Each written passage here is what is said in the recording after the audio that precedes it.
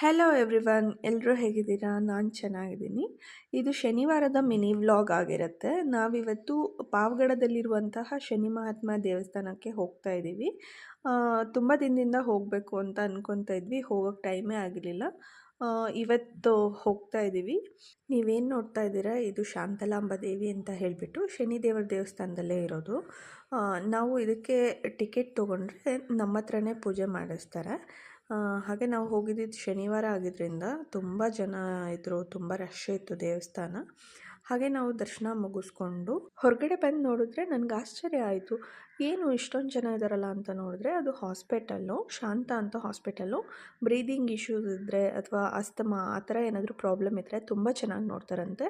ತುಂಬ ಜನ ಕ್ಯೂರ್ ಆಗಿದೆಯಂತೆ. ನಿಮಗೂ ಯಾರಿಗಾದ್ರೂ ಪ್ರಾಬ್ಲಮ್ ಇದ್ದರೆ ಹೋಗಿ ತೋರಿಸ್ಕೊಳ್ಳಿ ಅಂತ ಹೇಳ್ತಾ, ನನ್ನ ವೀಡಿಯೋನ ಯಾರೆಲ್ಲ ಸಬ್ಸ್ಕ್ರೈಬ್ ಮಾಡದೆ ನೋಡ್ತಾ ಇದ್ದೀರಾ ಪ್ಲೀಸ್ ಸಬ್ಸ್ಕ್ರೈಬ್ ಮಾಡ್ಕೊಂಡು ನೋಡಿ.